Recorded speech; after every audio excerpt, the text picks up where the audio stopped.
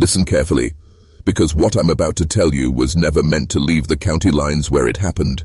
There are names that echo not because of fame, but because of silence. Because people stopped speaking them out loud, as though the syllables themselves carried contagion. The Traylor family was one such name.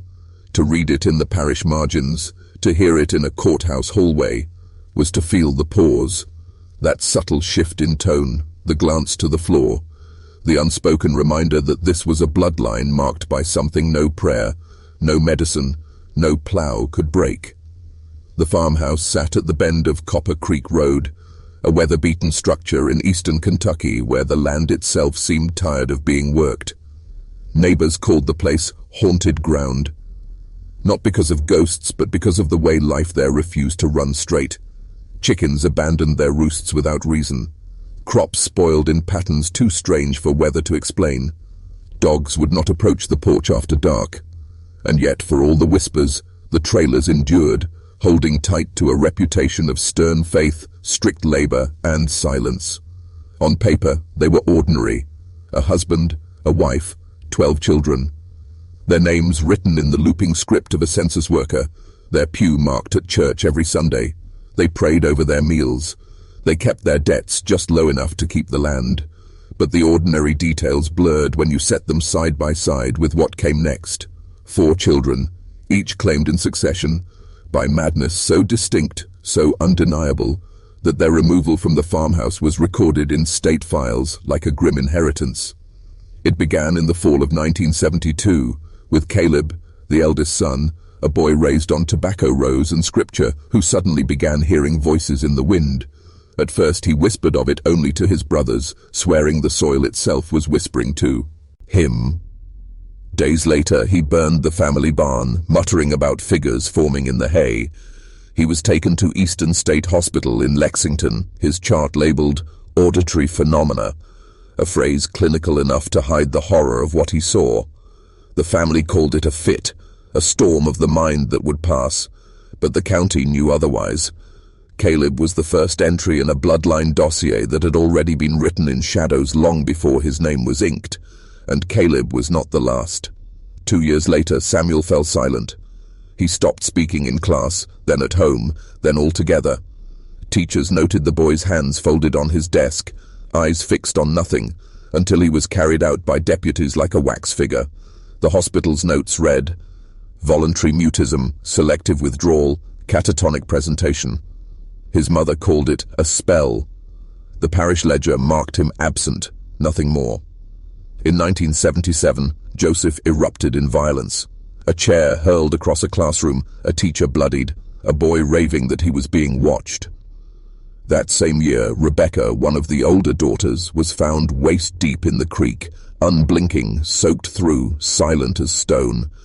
Each time the records grew thicker, the diagnoses colder: paranoia, hallucinations, catatonia, dissociative fugue.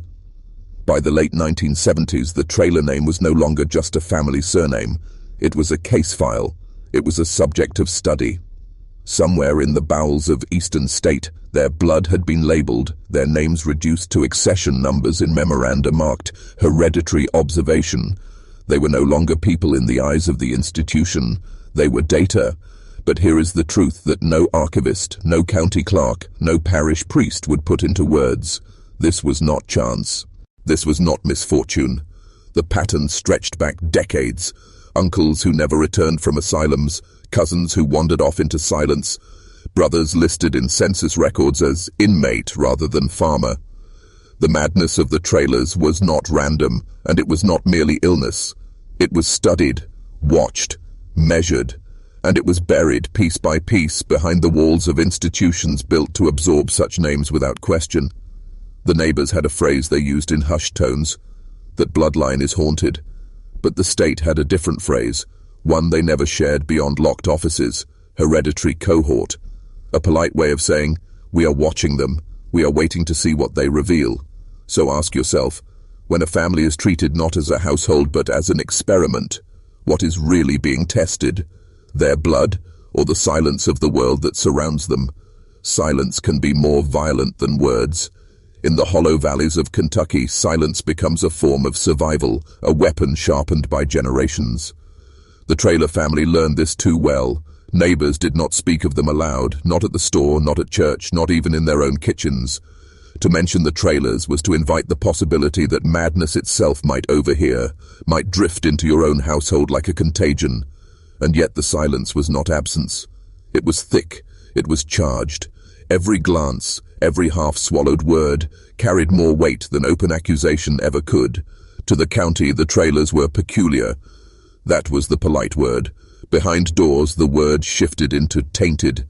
And still deeper among the oldest tongues in town, the truth was whispered plain, cursed. Not by demons or spectres, but by blood itself. A name that carried its own ruin, like a contract signed generations before any of them were born. The church tried to dress it in softer terms. The parish records, neat and cautious, never used the word madness. Instead, you find notations in delicate ink, ill health of mind, absent, departed, phrases that said everything without admitting a thing. When a cousin vanished into a state hospital, his name was rewritten in the roll as if he had simply died. That was the preferred lie, that the mind could collapse so completely it was as if the person had ceased to exist. Death was easier than madness. Death at least fit into sermons, madness did not. But the state kept its own records, blunt and indifferent. In the county archive there are misfiled school nurse reports, deputy notes about broken windows, and intake sheets marked with codes, language meant to conceal more than it revealed. Auditory phenomena, catatonic features, violent ideation, words that reduce human collapse into sterile categories, words that keep outsiders from asking what it felt like inside that farmhouse at Copper Creek, where a dozen children slept under one roof, waiting for the curse to choose its next heir. By 1978, 4 of them had already been carried away, and yet the weight of the family's silence grew heavier, not lighter. The father, a stern figure with the posture of a soldier and the heart of a debt ledger, enforced obedience as if it could bind the madness shut. His palm was not affection when it rested on a boy's shoulder. It was a command. The children learned quickly. Keep your voice low, keep your head bowed, keep your strangeness hidden, because the world outside does not forgive it. And still the cracks widened. A boy staring too long into the creek, lips moving without sound. A girl laughing alone in the barn. A sudden scream in the night, cut off before neighbors could hear. These were the fragments that added up to a pattern no one dared to write. The Traylors themselves refused to link it out loud. To name it was to make it real, so they used softer words. Fits, spells, troubles, anything but the truth. But the truth was already being recorded elsewhere. Inside Eastern State Hospital, the Traylor family became more than patients. They became a study. In 1974, a memorandum was circulated describing them not as individuals but as a unique cohort for hereditary observation. Do you understand what that means? It means their suffering was no longer treated as tragedy. It was treated as data. Their breakdowns, their silences, their violent outbursts, all of it was charted, measured, compared. They were no longer sons and daughters.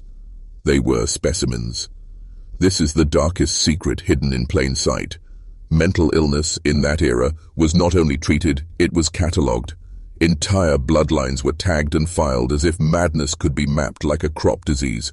And behind those red brick walls of the asylum, families like the Traylors were observed with cold precision. Their tears, their rage, their silence, turned into numbers on a page, a data point in a system that did not believe in healing, only in controlling. The Traylors were a perfect case, rural, isolated, tied to land and poverty, their reputation already ruined, their name already whispered with fear. Who would question what was done to them? Who would defend them when more children were pulled into the system? Silence served the state just as much as it served the neighbors. Silence meant no one asked why 4 siblings from one household unraveled in succession. Silence meant no one noticed when vials of their blood disappeared into labs, labeled only with accession codes, stripped of their names. And yet, within the farmhouse, life continued. Tobacco rows still had to be cut, chickens still had to be fed, children still had to rise before dawn and scrub their hands raw against washboards. Poverty does not pause for tragedy. It demands labor, even as it feeds on grief. The Traylors bore their curse the only way they knew how, by tightening discipline, by bowing their heads harder in prayer, by refusing to let the world see them crack. But inside, the knowledge pressed heavier each year, that their blood was not entirely theirs, that somewhere in locked offices, their suffering was being tracked like rainfall, their madness turned into charts, and that the land itself seemed to watch them, the tobacco barns groaning, the creek whispering, the dogs refusing to sleep near the porch. So let me ask you, here in this moment, do you believe this was mere coincidence? A family struck by random misfortune? Or do you see what the county feared, what the state suspected, that the Traylors were not simply a family, but a vessel, that their blood carried something older, something that could not be named in church or recorded honestly in files? The world prefers silence because silence does not demand explanation. But once you start listening, really listening, to the fragments, the broken windows, the blurred photographs, the words written in clinical shorthand, you begin to hear it. The hum beneath the silence, the design beneath the misfortune. And here is the forbidden truth. Silence itself was the experiment, to see how long a family could endure under the weight of its own unspoken curse, to see how much could be studied before the last of them collapsed. The Traylors were not merely haunted, they were measured, they were observed, and in the end, they were consumed by the silence that was supposed to protect them. The brick walls of Eastern State Hospital were not built for healing, they were built for containment. Red stone, iron gates, wards sealed with locks that clicked louder than prayers. The Traylor family entered those halls as patients, but within weeks they were spoken of as something else entirely, a study. The word appears innocently in a memorandum dated 1974, written in the careful hand of a superintendent. The Traylor siblings present a unique cohort for hereditary observation.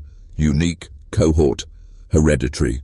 3 words that strip the skin off a human life and reveal what institutions truly hunger for. Patterns, data, proof of control. For generations the state had buried its unwanted inside these walls. The silent, the violent, the forgotten. But to have multiple siblings from the same family collapse in rapid succession, that was not misfortune. That was a specimen. And so, in locked offices, behind polished oak doors, the Traylor bloodline was elevated from tragedy to opportunity. Their blood was drawn in vials, labeled not with names but with codes. Their behavior was charted daily in notes that read like fragments of a mechanical diary. Patient mutters of figures in soil. Patient sits for hours without response. Patient violent toward staff. Words that turned living suffering into the cold monotony of bureaucracy. But beneath the neatness of the language, darker practices thrived. Eastern State was one of many institutions in America that quietly participated in experiments never spoken of to the public. Sedatives were tested, shock therapies adjusted, dosages doubled and halved. And when a family was believed to carry hereditary affliction, their treatment was not about care, it was about measurement.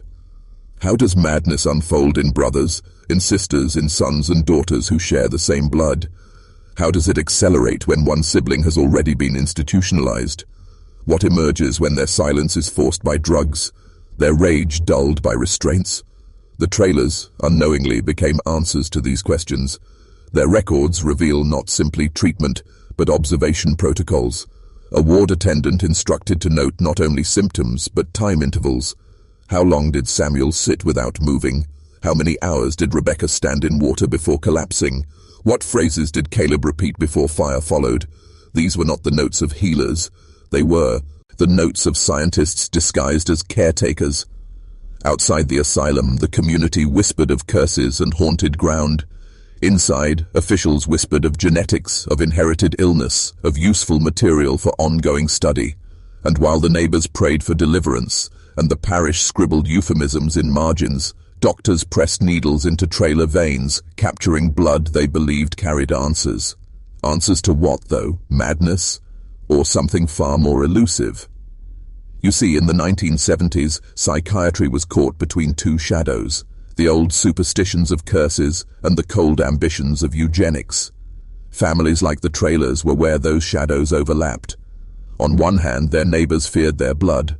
On the other, their doctors sought to confirm that very fear through charts, tests, experiments, and in both cases, the Traylors themselves had no voice. They were silenced by shame at home and sedated by medicine in the asylum. Even their faith, the one weapon rural families clung to, offered no escape. Their mother knelt in pews with immaculate posture, her voice steady as she recited scripture, but her prayers were met with silence deeper than her own. The church did not want madness within its walls. It tolerated the Traylors as parishioners but refused to confront their curse. In truth, their pew was as much a prison as the asylum. They bowed their heads, but no blessing followed, and the question no one dared speak, not in town, not in the parish, not even in the farmhouse kitchen, was whether the Traylors were being studied because they were cursed, or whether they were cursed because they were being studied. How many vials of blood had been taken before Caleb heard the voices? How many charts filled before Samuel fell silent? How many experiments whispered about in Lexington labs long before Rebecca waded into the creek? There is a thin line between observation and creation. To watch something is to shape it. To label a family as haunted is to bind them to that fate. To treat their suffering as data is to strip them of the chance to escape it. And the Traylors, caught between folklore and science, were trapped on both sides. Imagine being one of the younger children in that house, watching brothers vanish into institutions, sisters carried away by deputies, neighbors crossing the street to avoid your name. Imagine kneeling at the kitchen table as your father read scripture, the sound of his voice steady, but the room filled with absence.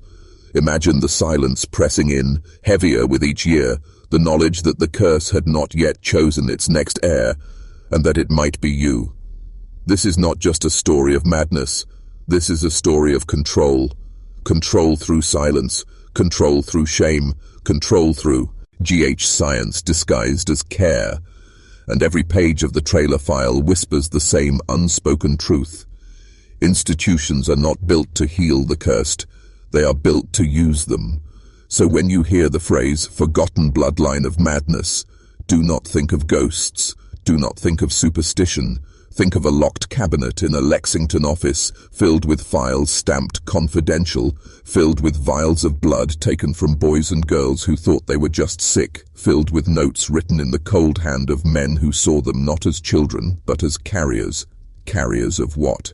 That is the question no record answers. Was it madness in their veins?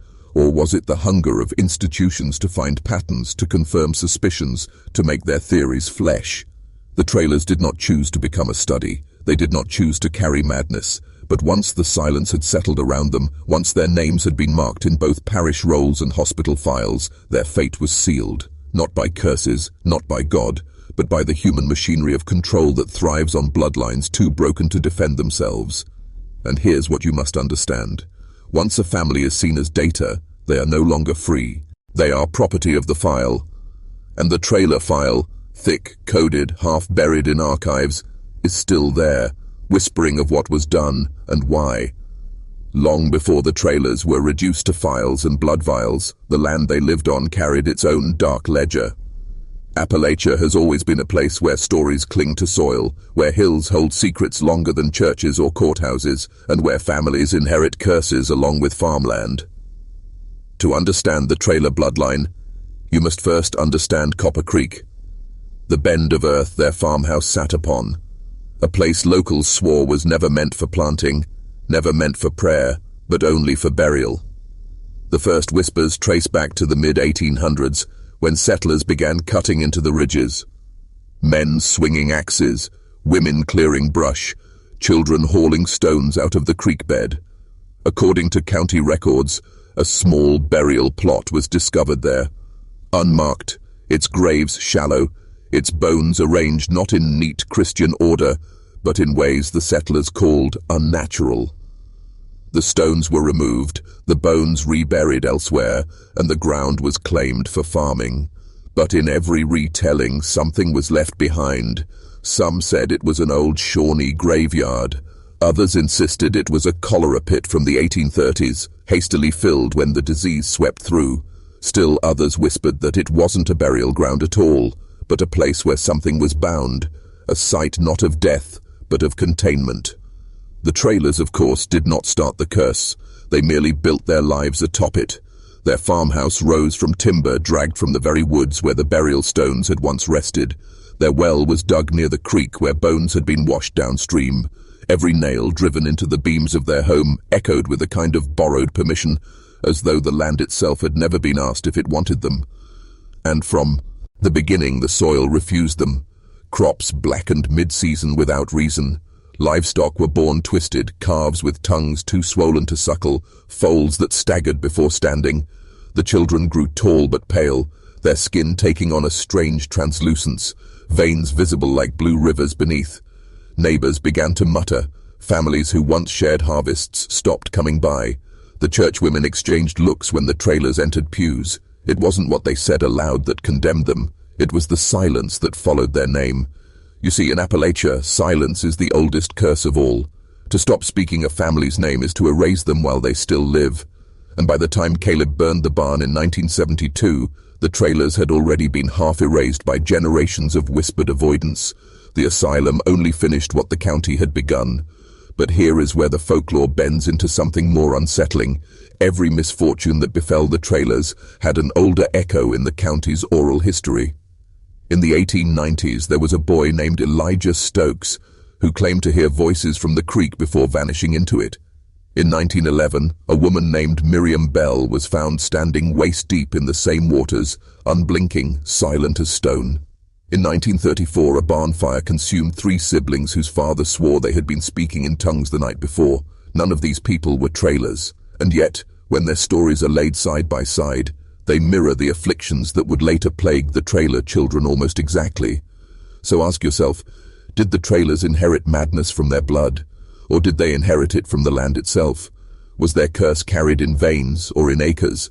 Appalachian folklore would answer without hesitation, the land always chooses. Bloodlines are only the instruments. Families rise and fall, but the ground remembers. If a curse is bound to a ridge, a creek, a bend in the road, then whoever builds there will inherit it, no matter their name. The Traylors were not cursed because of who they were cursed because they stayed. Neighbors told stories of hearing voices in the wind around Copper Creek long before Caleb claimed them. Hunters said deer would refuse to cross that property line, stopping as if struck by an invisible wall. Children dared each other to leave stones on the porch, saying if you left a rock there at night, by morning it would be gone. And always, the creek itself carried an unease, running clear, yet leaving stains on the stones that no water should leave. The church avoided such talk, condemning it as superstition, but in Appalachia, folklore fills the gaps where scripture grows thin. When prayers fail, stories remain, and for the Traylors, the stories became their second skin. Every glance, every pause, every silence was part of a tale that had already been told, one they could not escape. And here is where the cruel overlap between science and superstition lies. The state called them hereditary cases, while the neighbors called them haunted. The church called them afflicted, while the doctors called them subjects. None of those words gave them humanity. None of those words gave them a chance to be anything but doomed. Both the asylum and the folklore agreed on one thing. The Traylors were marked, destined, pre-written. But there was one more layer, one final whisper that never made it into files or parish ledgers. The oldest families in the county spoke of a stone buried somewhere on the Traylor property.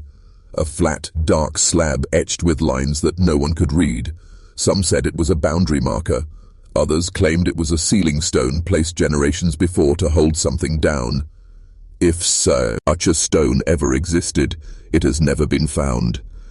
But every time one of the Traylor children fell to silence or violence or visions, the story of that buried stone rose again like something scratching from underneath. So the question lingers, unanswered even now. Were the Traylors victims of their blood, their land, or their silence? And if a stone lies buried still beneath Copper Creek soil, what is it holding in? And what would happen if it were unearthed? Because curses are not just stories. They are agreements. They are inheritances written not in ink, but in soil and blood. And the Traylors, whether they knew it or not, were bound to both. Silence is never neutral. In Kentucky, silence around the trailers looked like folklore, like neighbors whispering of curses and land-bound spirits. But behind the curtains of Eastern State Hospital, silence was weaponized deliberately. Folklore was useful. Superstition was camouflage. The more the community explained the trailer tragedies as a curse, the less they asked about the files being drawn up, the samples being stored, and the reports being sent to offices with no public windows. By the mid-1970s, the trailers were more than just patients. They were data points. Each child admitted was processed under the same classification, hereditary cohort. Observation required. It is a term clinical enough to vanish into bureaucratic language, but in practice, it meant this. The state considered their madness valuable. Each delusion, each silence, each episode was charted, graphed, compared. Their veins were tapped for blood not once but dozens of times. Their hair was clipped, their saliva stored in glass tubes, a family reduced to specimens. And here is the chilling truth. The doctors at Eastern State never once discouraged the community from speaking of curses. If anything, they fed it. Subtly, carefully, like tending a fire without appearing to. A nurse's whispered remark to a church deacon, "That bloodline's touched. Best not meddle." A physician who told a neighbor after Sunday service, "Sometimes it's best to leave old things buried." To the county, these were warnings. To the institution, they were cover. Every whisper about haunted blood was another layer of silence shielding their real work. Because hidden inside those files are words that no small-town doctor should have been writing in the 1970s. Genetic transmission markers, cross-generational psychosis, possible environmental reinforcement of heritable syndrome. These are not the terms of country psychiatry. These are the terms of research agendas, written not for the families of Kentucky, but for federal eyes. Consider the timing. The 1970s were an era when psychiatry itself was under fire. Lobotomies disgraced, shock therapy criticized, funding threatened. To survive, institutions needed new grounds, new justifications. Genetics became one, heredity became one, and families like the Traylors became unwilling pillars in that new scaffolding of science. Here's how it worked. Every time a Traylor child was admitted, their case was logged not only in Eastern States archives, but in duplicate, forwarded to offices in Frankfurt and beyond. Sometimes files disappeared entirely from county reach. One former orderly, interviewed years later under anonymity, claimed that visiting researchers arrived in unmarked cars at night, walking the halls with clipboards, checking the trailer charts before vanishing again. Were they state officials? Federal researchers? Something else? The records are silent, and that is the point. Now think of the elegance of the cover. While families muttered about curses, while preachers warned against the sins of the fathers, the state had a perfect shield. No one asked where the blood vials went. No one asked why the trailers were segregated into specific wards. No one asked why their files contained codes instead of names. Folklore drowned out curiosity. The county's own fear became the institution's most effective disguise, and yet, not everyone was fooled. A schoolteacher who had watched Samuel Traylor descend into silence began writing letters, at first to the county, then to Lexington, then further. Her words were plain. If this is a curse, why are their blood samples being sent away? If this is madness, why is the family being studied like livestock? She never received a reply, but 2 weeks after her final letter, she was visited by men she described only as officials. They told her to stop, to think of her reputation, to consider her safety. She never wrote again. That too is part of the silence. Not just folklore, not just superstition, but intimidation woven into the fabric of daily life. To speak against the curse was to risk drawing attention from powers far larger than a single county. And so people stayed quiet. They kept their stories simple. The Traylors were cursed, the land was bad, best not to look too closely. But documents tell a darker story. In 1978, after Joseph's violent outburst, a memorandum circulated through the Department of Mental Health with one chilling line. Subject cohort demonstrates high persistence rate. Recommend longitudinal retention. In plainer words, keep watching them. Keep holding them. Their suffering was not tragedy. It was data to be extended, mined, prolonged, and that is where the folklore and the state converge. The neighbors thought they were respecting superstition by avoiding Copper Creek Road. In truth, they were ensuring the state's work remained unchallenged. Fear kept locals away, science kept files filling. Two halves of one silence, reinforcing each other like iron and rust. Ask yourself, how many other families were silenced in the same way? How many other haunted bloodlines in America were nothing more than rural cover for genetic experimentation? How many tragedies were folded into folklore so that institutions could work undisturbed? The Traylors are not an anomaly, they are a blueprint. And here is the most unsettling piece. Not all the children were removed. A few stayed on the farm, watched by neighbors, avoided by schools, growing into adulthood with the weight of silence on their shoulders. Those who remained became the ultimate experiment. What happens when you leave some within the haunted land, while others are removed into wards? Were they being compared? Were their lives held up against each other in charts hidden far from Copper Sea? Reek? If so, then the Traylors were not only victims of a curse or of heredity, they were victims of design. This is how silence operates, not as an accident, not as a cultural quirk, but as a deliberate system of control. Folklore explains the unexplainable. Institutions harvest the unexplained, and between them lies a family erased, one generation at a time. So remember this, when you hear whispers of a haunted family, when you hear of a curse that passes through blood, you must ask who benefits from that story being told. Because silence, in Appalachia and beyond, is never empty. It is always serving someone. The records call it Eastern State Hospital. The locals called it the Castle. From the outside, its red brick towers and barred windows looked like something out of another century, a fortress meant to contain not just people but the idea of madness itself. But what happened inside was stranger, darker, and less about care than about control. And for the Traylor family, it became a prison designed not to cure, but to observe. The first thing you must understand is this. The Traylors were never treated like ordinary patients. From Caleb to Rebecca, every one of them was placed in what the hospital called isolation cohorts. These were not regular wards. They were hidden wings with barred doors and separate staff. Often the same few nurses and orderlies rotated in secrecy. Patients in these wings were not allowed visitors. They were not integrated with the general asylum population. They were contained, separated, like specimens in a laboratory. Official notes describe routine psychiatric care, assessments, sedatives, occasional therapy. But beneath those entries are annotations, initials, numbers, coded references that match nothing in state psychiatric manuals.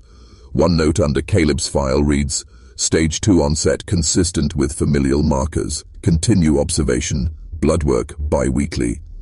Another under Rebecca's chart. Non-verbal state optimal for control tests. Retain for longitudinal evaluation. These are not the words of doctors hoping for recovery. These are the words of researchers mapping a condition, preserving it like a rare species. And the tests themselves were brutal. Former staff later recalled endless blood draws, repeated spinal taps, and long hours of electroencephalograms. Wires pasted to the children's skulls as machines traced their brainwaves in jagged black lines. They spoke of exposure therapy sessions that were less about healing and more about provocation. Flashing lights, sudden noises, deprivation of sleep, all designed, it seems, to trigger episodes on demand, to summon madness like a laboratory reaction.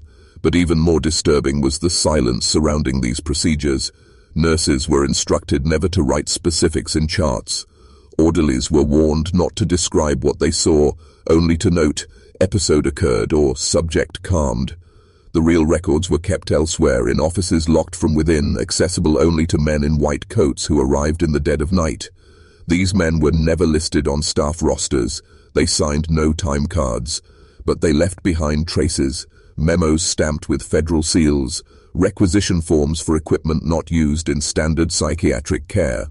One such form requested cryogenic storage for tissue samples. Another referenced transport authorization to Bethesda Naval Hospital.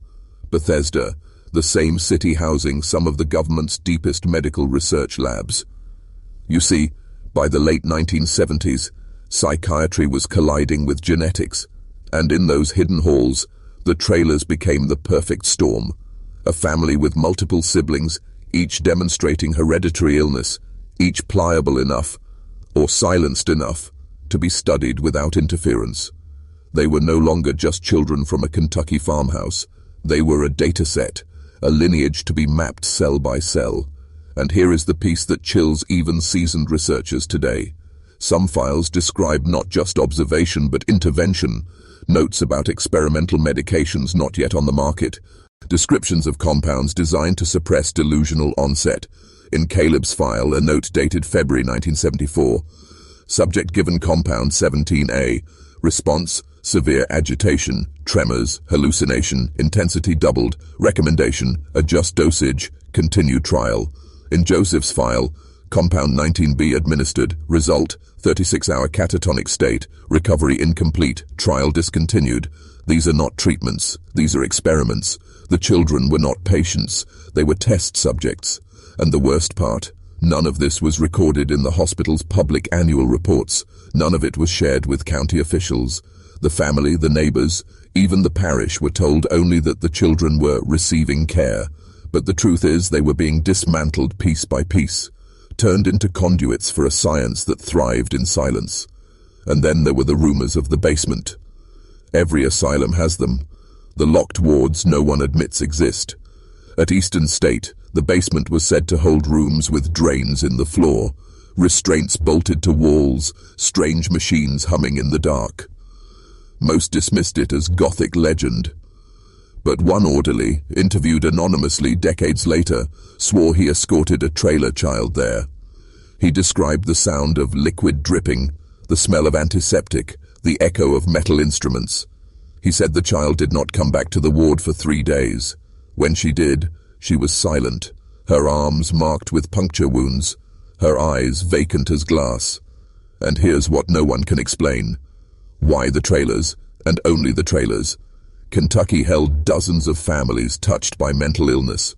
Why isolate this one lineage? Why preserve every sample, chart every episode, protect every scrap of data as though it were gold?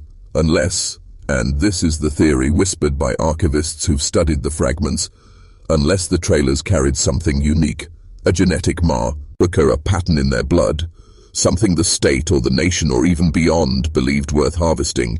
If you think this sounds like conspiracy, consider this. In 1979, a request was filed for federal continuation of hereditary observation cohort. The family name is redacted, but the initials TF appear in the margins, Traylor family, and the request is stamped with approval from Washington, D.C. This was bigger than a hospital, bigger than Kentucky. This was national. Meanwhile, back in Copper Creek, the farmhouse rotted, the crops failed, the neighbors avoided the bend in the road, and the Traylors still inside the county grew up under a shadow, marked as cursed, haunted, unworthy of help. Their suffering explained away by folklore, while their siblings were dismantled in secret rooms miles away. This is the heart of the horror. The silence of Copper Creek fed the secrecy of the asylum, and together they consumed a family whole. Madness became data, pain became progress, and the Traylors themselves were erased, their voices drowned out by charts, whispers, and locked doors. So the question becomes, what were they really looking for in that bloodline? And did they find it? By 1980, Eastern State Hospital had collected enough from the Traylor family to fill filing cabinets. Charts, blood samples, tissue slides, all neatly stored in drawers that would never see the light of day. But secrets, no matter how carefully buried, have a way of leaking through cracks. And in this case, the cracks began to appear not in the walls of the asylum, but in the people who worked there. It started with a single nurse, a woman known only in surviving letters as M.E. She was not local. She had come from Ohio for the job, thinking she would spend her career easing the suffering of patients. What she found instead were children, silent, trembling, often restrained, being shuffled into basement wards under the watch of men who never gave their names.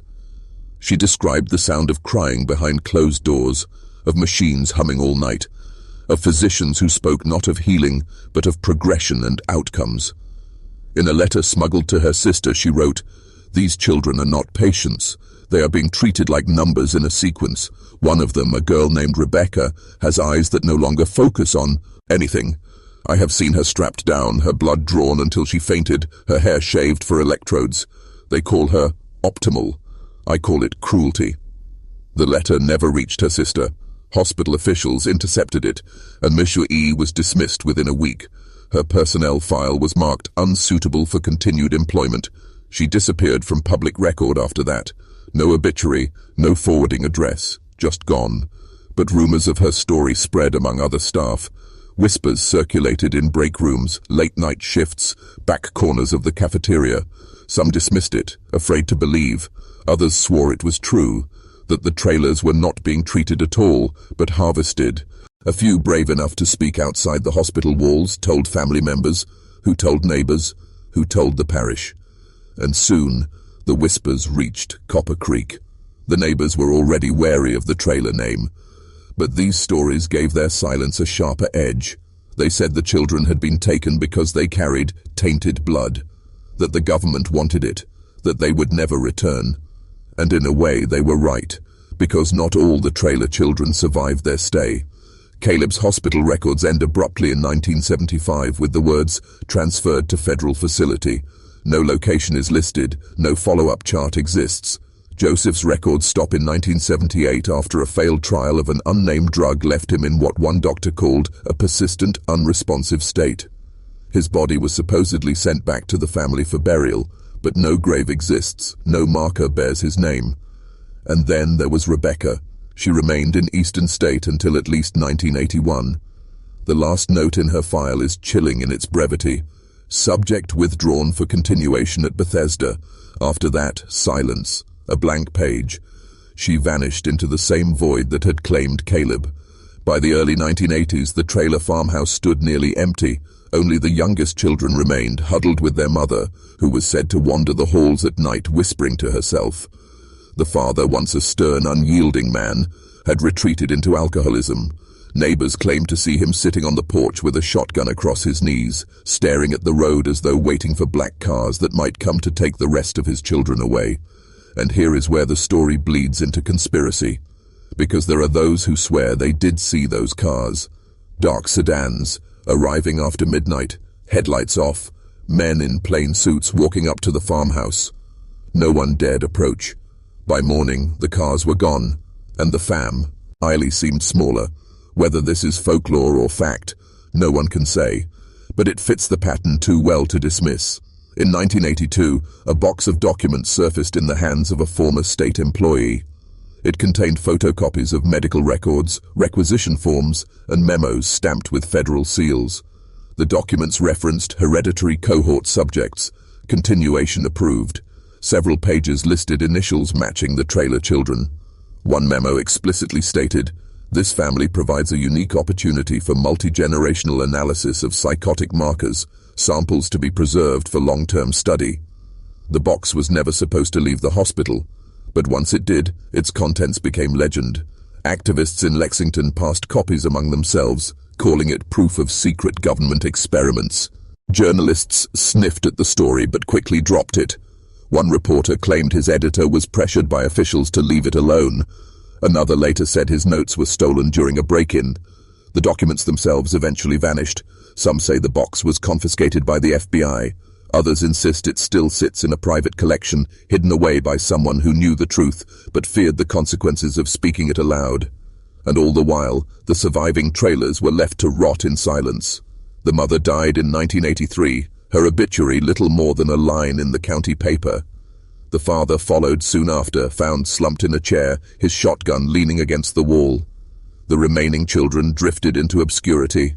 Some were sent to distant relatives, others simply disappeared, their names crossing into rumor. But ask anyone in Copper Creek and they will tell you, the family did not die, they were erased, piece by piece, file by file, until nothing remained but a whisper. And yet the strangest part was not the vanishings, not the lost documents, not even the experiments. The strangest part was what came after, because in the decades that followed, other families in eastern Kentucky began to experience patterns of madness striking multiple siblings, sudden voices, catatonia, unexplained violence. And when those children were taken to hospitals, certain doctors appeared. Doctors no one had ever seen before, asking questions, drawing blood, keeping notes in handwriting that looked eerily familiar. It was as if the shadow of the Traylor experiment had not ended, but spread. So the question becomes, was the Traylor family unique, or were they simply the first? By the mid-1980s, the Traylor farmhouse was abandoned, its windows boarded, its yard overtaken by weeds. On the surface, the story might have ended there, a broken family swallowed by misfortune, their name is buried in state files and forgotten by their neighbors. But the silence surrounding the Traylors did not stay contained to Copper Creek. It began to seep outward into surrounding counties, into households that had never shared a drop of Traylor blood. The first whispers came from McCreary County, 40 miles south. A farmer's son, no older than 12, began speaking in voices that were not his own. His parents swore they heard him mutter names of people long dead, names he could not possibly have known. When he lashed out violently at his sister, the family turned to the local pastor for help, but the pastor, who had once ministered near Copper Creek, told them something chilling. This is not possession, this is inheritance. Not long after, in Laurel County, 3 sisters were admitted to a psychiatric ward within the same year. One starved herself nearly to death, claiming they had told her food was poisoned. Another developed uncontrollable tics, her body jerking in patterns doctors described as mechanical. The third wandered off into the woods and was found 2 days later, barefoot, unblinking, her hair matted with leaves. When their records were pulled, an internal note was scribbled in the margins. Possible Traylor pattern, further observation warranted. And then came the file from Rockcastle County, 2 cousins, unrelated to the Traylors by blood, exhibiting what a physician described as synchronous hallucination. Both claimed they saw the same figures at the foot of their beds at night. Both sketched identical drawings of tall, faceless men with elongated arms. The hospital notes reference a Dr. Barlow, the same name that appeared in the Traylor records a decade earlier. By now, a pattern was impossible to ignore. Madness was not confined to the Traylor family. It was spreading like a stain, showing up in clusters, always in poor rural households, always within reach of hospitals connected by the same network of doctors. Some locals called it a curse. Others whispered it was something worse, that the Traylors had been used as a seed, and whatever was done to them was now being planted elsewhere. Theories bloomed like weeds. Some swore the experiments at Eastern State had produced a serum, a drug, a contagion of the mind that was deliberately introduced into new families. Others believed it was blood, that transfusions, vaccinations, or even contaminated medical supplies carried some trace of the Traylors' altered inheritance into unsuspecting veins. Still others insisted it was psychological, that the mere telling of the story, the whisper of madness in a household, was enough to make it take root, like a suggestion too powerful to resist. But buried within the confusion was one undeniable fact. The same doctors who had touched the Traylor files were appearing again and again in these new cases. Their names were rarely written plainly, often reduced to initials or titles, but they formed a constellation too precise to be chance. Always men in plain suits, always careful note-takers, always gone within weeks, their work swallowed into state archives. It was as if the Traylors had been only the beginning, the pilot program in a much larger experiment. And here lies the darkest question of all. If this madness was spreading by design, what was the purpose? Why replicate suffering in children who had no connection to one another except geography and poverty? Some said it was eugenics, a continuation of the same philosophy that had once sterilized thousands across America in the name of public health.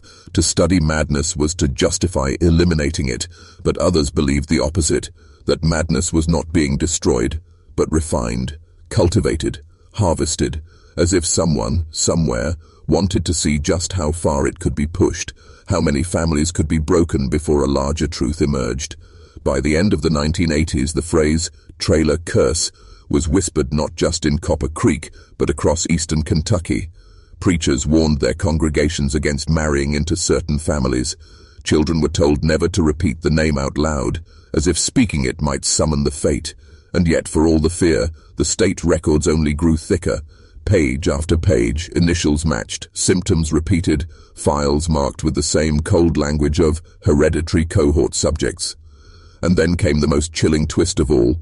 In 1987, a boy from Knox County, unrelated to the Traylors by blood or marriage, was admitted for violent hallucinations.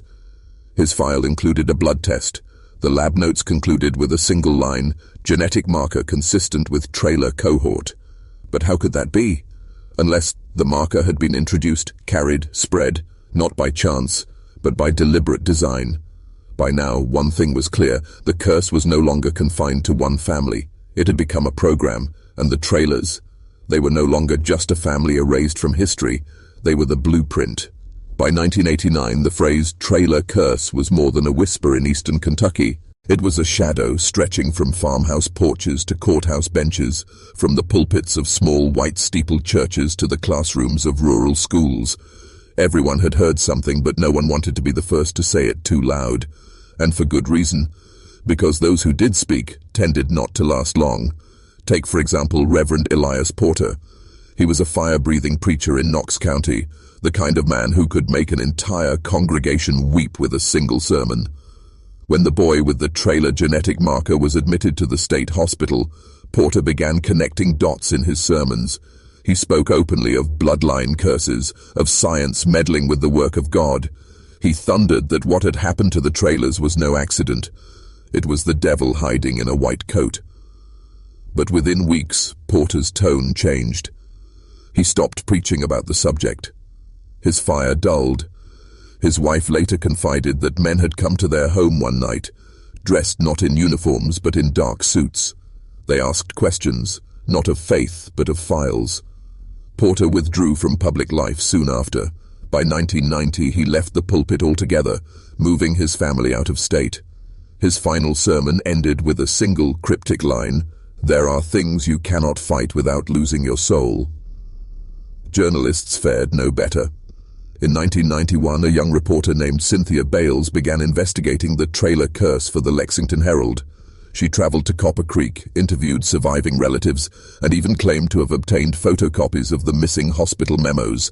Her colleagues said she was preparing a series that would blow the story wide open, but on the night before her first article was set to run, her apartment caught fire. Investigators called it an accident, faulty wiring, but neighbors swore they saw two men leaving the building just before the flames erupted. Our notes were never recovered. Another journalist, Thomas Elwood, tried to pick up where Cynthia left off. He was older, more cautious, the kind of man who triple-checked sources. But his editor at the Courier-Journal pulled him aside one morning and told him bluntly, "We've been warned. This story doesn't run." Elwood resigned in protest. A year later, he was found dead in his car outside Berea, engine running, a garden hose tied from the exhaust to the window. Officially, suicide. Unofficially, a message. Even the medical community, where one might expect truth to surface, fell silent. Doctors who once whispered suspicions stopped returning calls. Nurses who had smuggled notes out of wards suddenly recanted, saying they must have misremembered. A psychiatrist who publicly questioned the state's handling of multi-sibling psychosis was stripped of his license for professional misconduct. His office was raided, patients' files disappeared. It was as if a net had been drawn tight around the entire region. Every attempt to shine a light was smothered before it reached the public. Every voice was either discredited, intimidated, or erased. And here's the most unsettling part. The cover-up was not loud. It was not the kind of dramatic suppression you might expect from movies or novels. It was subtle. Files simply went missing. Obituaries printed with the wrong names. Families relocated quietly, their homes sold under government foreclosure. Phone numbers disconnected. It was as if history itself was being rewritten in real time, word by word, line by line.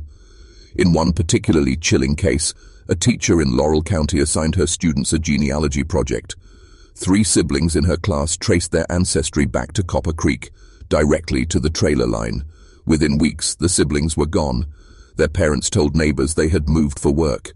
But the house sat empty for years, belongings still inside, dishes still on the table. The teacher later received a visit from state officials advising her never to assign that project again. She retired early, refusing interviews, haunted until her death. By the mid-1990s, the legend of the Traylors had twisted into something grotesque. People told it like a ghost story around campfires, stripping away the government files and leaving only the haunting details. Children who vanished, voices in the woods, black cars at midnight. And that was the point. By turning the truth into folklore, the cover-up ensured no one outside the region would take it seriously. But in the shadows, the program did not stop. Hospital admissions for multi-sibling psychosis continued. Files continued to bear initials of familiar doctors, and the phrase hereditary cohort appeared more often, scattered through medical literature that the public never read. One surviving nurse put it best when she broke her silence decades later. "We were taught to believe we were helping, that these families carried something dangerous and it had to be studied. But every time I asked what the end goal was, no one would answer. The silence was louder than the screams. And so the curse lived on, not only in the blood of families, not only in the hospitals, but in the silence of a state that seemed determined to bury it. Which leads to the most disturbing realization of all. Maybe the cover-up was not simply to protect the guilty. Maybe it was to protect the experiment itself. By the time the 1990s bled into the early 2000s, a darker theory had taken root among those who still whispered about the Traylor curse. It wasn't simply about hereditary madness anymore. It wasn't just a tragic genetic experiment or a medical anomaly. The evidence, scattered but undeniable, suggested something far more terrifying, that madness itself was being studied, cultivated, and perhaps even weaponized. To understand this, you have to consider the timing. The Traylor files first emerged in the early 20th century, coinciding with America's obsession with eugenics, the belief that undesirable traits could be bred out of society. But by the mid-century, government interest shifted. After World War II, programs like MK Ultra began probing the human mind, searching for ways to control memory, induce hallucinations, even shatter identity itself. Most of those projects were officially shut down in the 1970s. But what if they didn't stop? What if they simply changed their disguise, moving into rural hospitals, hiding behind the facade of hereditary studies? The Traylors, then, were not an end in themselves. They were a proving ground, a baseline. If you could take an already fragile family, isolated, poor, vulnerable, and push them into madness, you could study the mechanics of psychological collapse in its purest form. You could learn how paranoia spreads from parent to child, how delusions replicate inside households like a virus.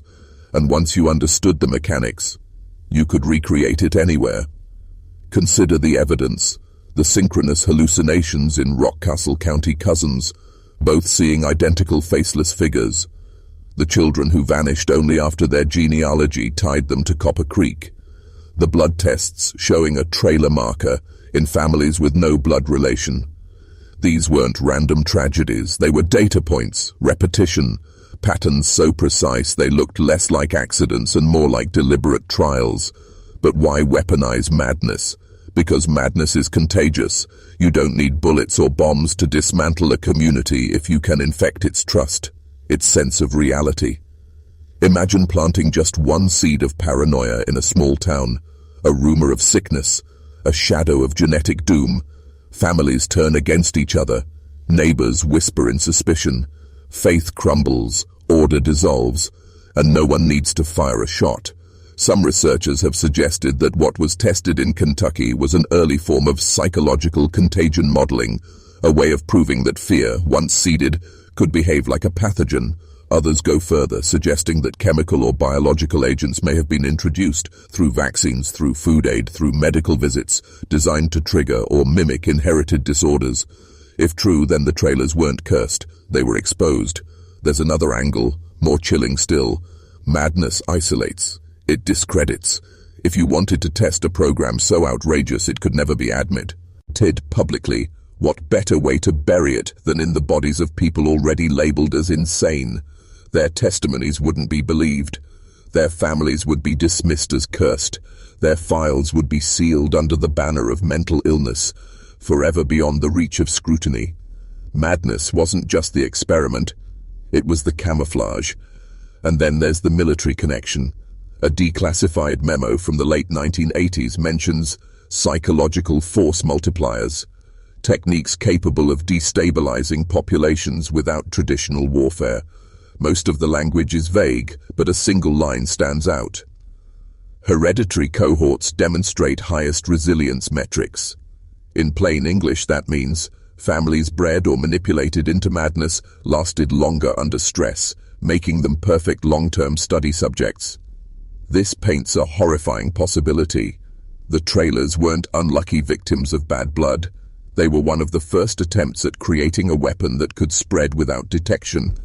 A weapon of belief, a weapon of the mind. And here's the most disturbing twist. You don't need chemicals or genetics or injections to make it work. All you need is the story.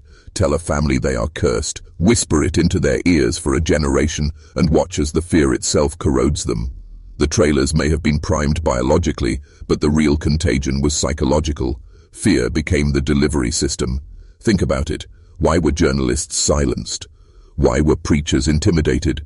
Why were teachers warned not to dig into genealogy?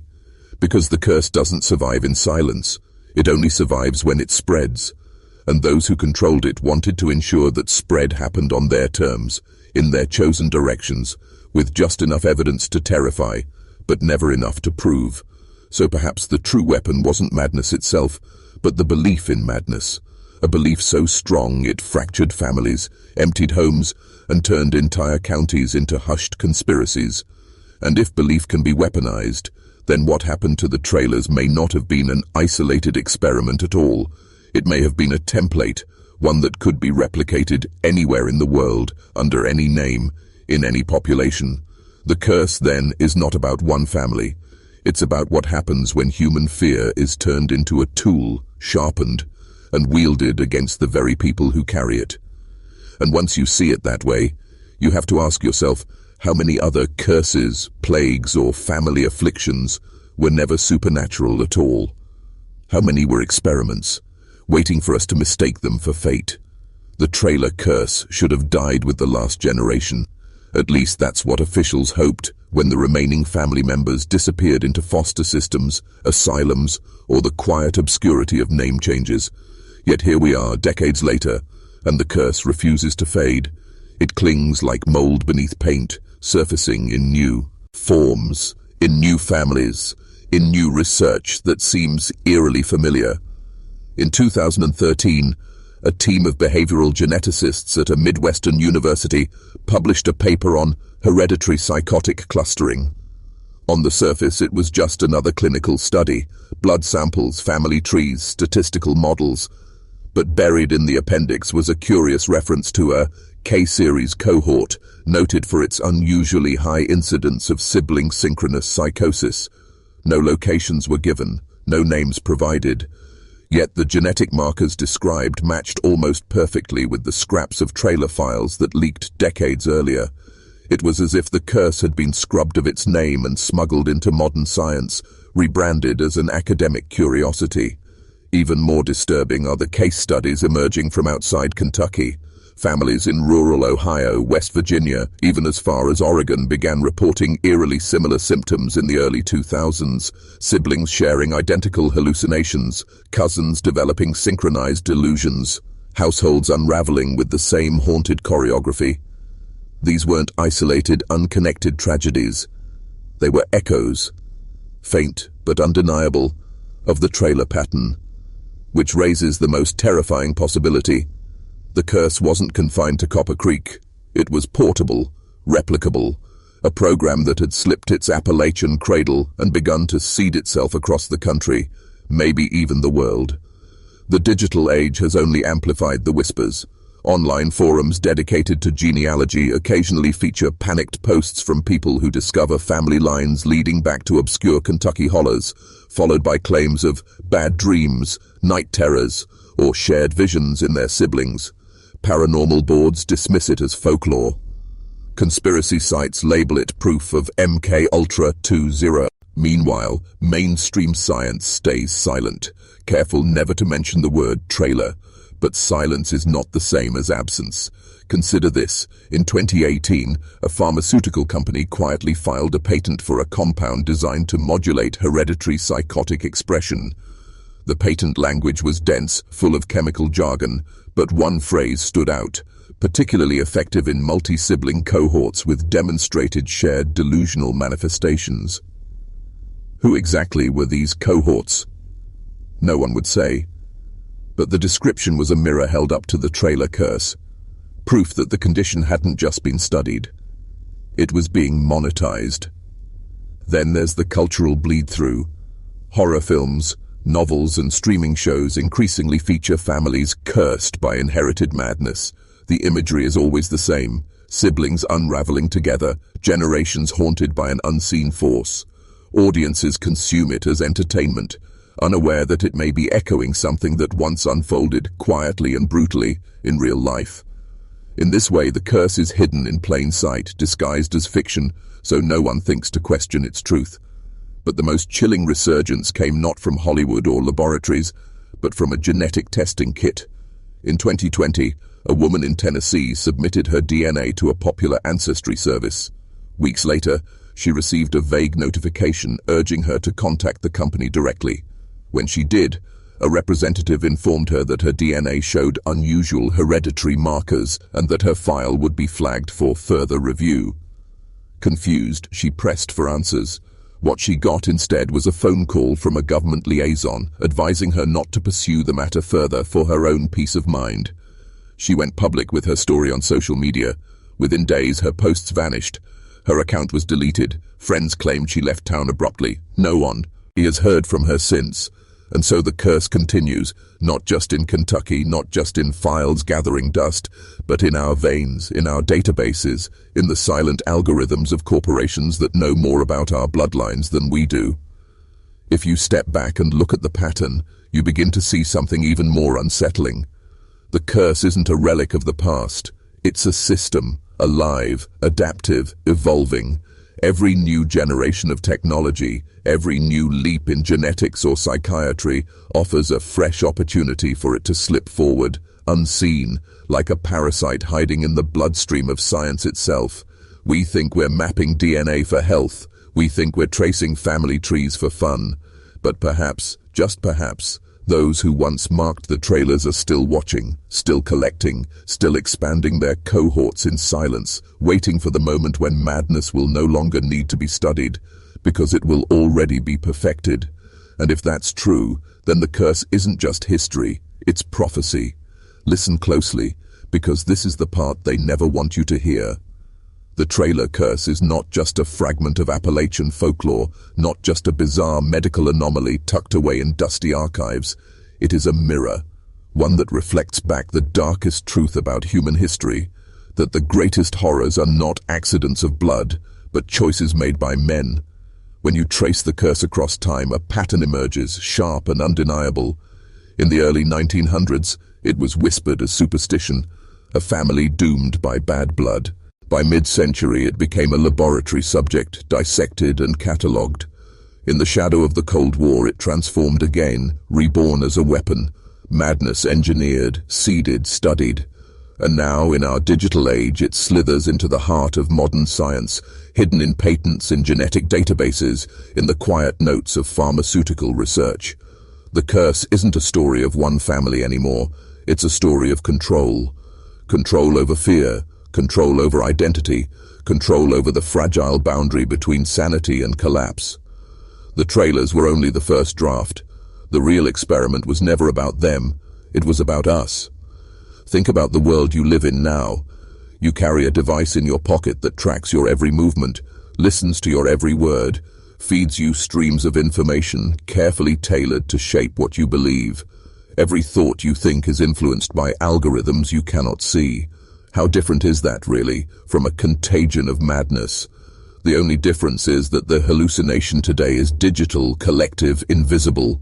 The curse was never just hereditary, it was psychological, a system designed to fracture families, communities, entire populations.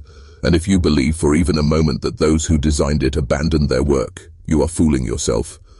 Programs like this don't end. They adapt, they spread, they evolve. The trailers may be gone, their name buried under shame and silence, but the mechanism that consumed them is alive.